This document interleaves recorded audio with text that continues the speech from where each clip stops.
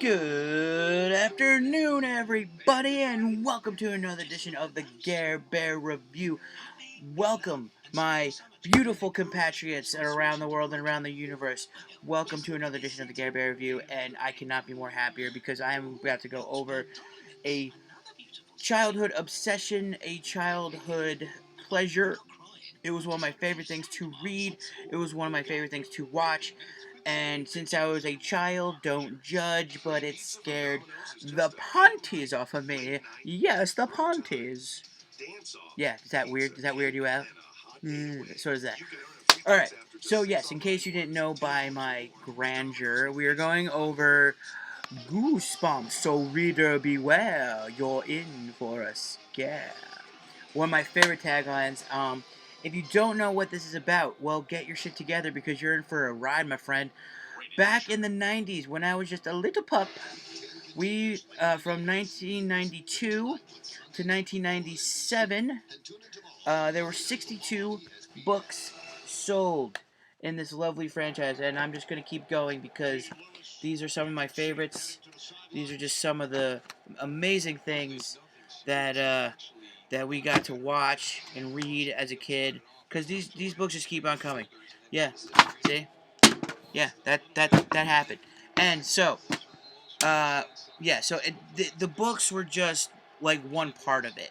The original series, like I said, it ran from 92 to 97, and then there was actually two spin-off series of books where it went from 90 in the middle of this from 94 to 2000, and then it broke off for about 8 years to 2008 to now. So there are about 182 books now, and over there's two series. There were two series. Well, there was the original Goosebumps series where it was kind of like Are You Afraid of the Dark? And for those, I'm just gonna pause for a minute for those who know what Are You Afraid of the Dark is. And then there was and then there's the series now, like Welcome to Dead House or something. I don't watch it. It's like the first one I watched was The Haunting Hour. The Haunting Hour, that's what it's called. The first one I watched, and the only one I watched was the one with Emily Osment, and that was kind of cool. But it's for children now. Goosebumps is literally PG, and I mean, it's kind of dumb. I mean, this was my shit back in the day. Tower, the Night in Terror Tower, that scared the pants off me. Like, who'd want? Like, this is about a wax museum that comes to life. Yeah, it's a common concept, but as a kid, that freaked me out. I mean, the mask, the horror mask, that freaked me out too. The Mummy, the Cuckoo Clock. I mean, there're just so many good classics that you can say cheese and die, say and cheese die again. Welcome to Horrorland. Like the list can go on how many great books and great like the what I just showed you was like a part of this, but. I'm not here to gloat about my amazing childhood on Goosebumps, but I'm here to gloat about the Goosebumps movie. It sucked. It wasn't amazing. It wasn't cool. The only good thing about it was Jack Black and that hot chick that was in it. I can't remember her name. That's how bad that. This is how bad this was. Like I don't. Dylan was. I think his name was Dylan. The kid. He's famous. He's from another show that I watch that I can't pin off the top of my head anymore. Um, the thing is, the story.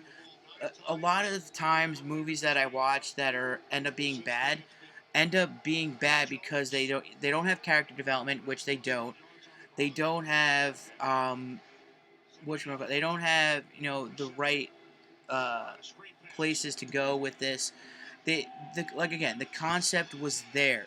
The concept here was that R.L. Stein comes out of the woodwork. Like he keeps writing books, but the thing is, the storyline is R.L. Stein's books are based on his life or his dreams or his nightmares, as he puts it. His nightmares come to life in his books, and as he writes, as he types, the manuscripts. If you open up a manuscript, the monster of the book will come alive. Now, here's where it gets better. They bring back. They're supposed to bring back the characters that were iconic. The only iconic one that I saw was the dummy, and Slappy was the main character, pretty like a third main character in this series, in this movie. I mean, granted, it was one of my favorite books, Night of the Living Dummy. If you didn't know that, check it out. But he basically he takes all the manuscripts because he's sick and tired of Stein keeping them in their cages in the books. So he releases them and releases havoc on the town. And basically the kids and Stein have to stop Slappy and stop the havoc from happening. The the concept is obviously there. Like I'm telling you right now, it's there. I like it. It's fun. I saw the trailer. I'm like, ooh, this is gonna be cool. It wasn't. The effects were okay. The effects were all right. The dialogue was iffy at best. The thing is, it was a kids movie. It was rated PG, I think, or maybe PG-13. It was definitely PG, probably, because there was like no innuendos or whatever. Um, the thing is, it has a twist in it, which is I saw coming. I don't know if you guys will or did. I personally didn't see it, but again, look, it's October. They need something big to bring in those older crowds. I mean, they do it with the Muppets like the last few years. So they have that. Look, the Goosebumps. The reason why I saw it was the cast. Let's be honest here. Well, one, it was Jack Black, and he played R.L. Stein, which was awesome. By the way, if you did see it and you missed it, and for those who haven't, I'm about to do a little spoiler here. R.L. Stein is actually in the movie. Fun fact: he plays Mr. Black. Get it? Mr. Black. Jack Black plays R.L. Stein. Eh? Eh? Nudge, nudge, wink, wink, never say more. Yeah, well, he's in it. So he clearly approved it. I mean, who wouldn't? It's Goosebumps. It's a timeless classic of awesomeness and horror for kids, and it's basically what it is. It's for kids. The movie is targeted for kids, so I can't really say much. I can't really brag about much, but it's legitimately targeted for kids, or at least young teenagers. From like that 10 to 14, 15 era of kids. So all I'm saying is I do not unfortunately recommend it, despite my nostalgia here. It wasn't better than I expected. It was a little bit. It was upsetting. It was upsetting because they didn't bring in all the characters. They didn't capitalize on the good concept that they have, and in bringing and in doing so, they didn't bring the better characters out other than Slappy, um, and the Abominable Snowman, which is pretty cool. What's also cool is make sure you guys subscribe to my channel. You guys can do that below. Give it a thumbs up, share it, whatever you gotta do, because you guys are awesome.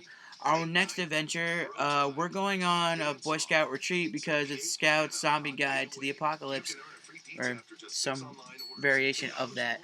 You'll find out next time. Bye!